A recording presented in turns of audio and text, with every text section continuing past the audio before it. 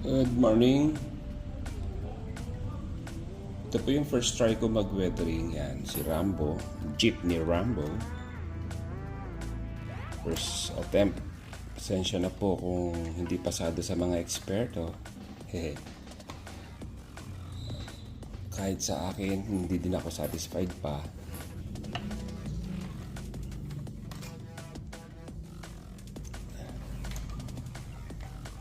Kalawang-kalawang.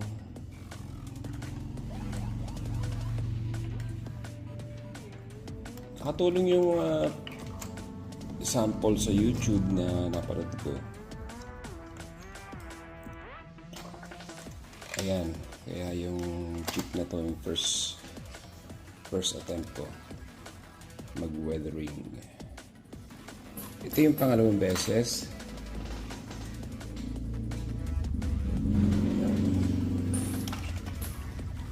Itong truck na Bruce Lee.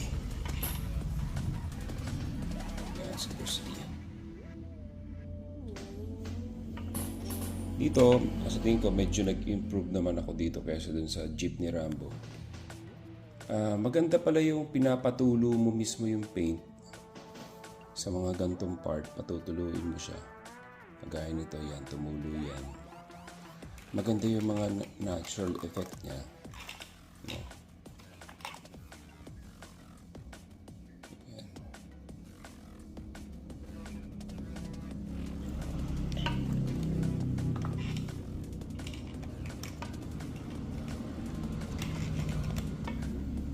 Kalawang effect. Tapos pininturahan ko rin yung ano niya, yung kanyang pinakasalamin para kunwari yung nagwa-wipe yung wiper. Tapos naiwan yung dumi dito. Pero iba ginagawa masking tape dito, nalagyan ng masking tape pag ganun. Kaso sa akin kasi tinamad ako maglagay ng masking tape, pero ina-advise ko mag masking tape kayo tsaka nyo isprayan, or ako kasi hand painted lang to, ginamit ko lang brush, nag-brush lang ako dito pag ganun, dito rin sa kabila pag ganun. Pero para mas safe at hindi mas maganda, iyan nyo may masking tape nyo, meron din sa YouTube nun. So yan, itong pati hanggang loob nagyan ko rin ng kalawang. Brushless na to eh, itong WPL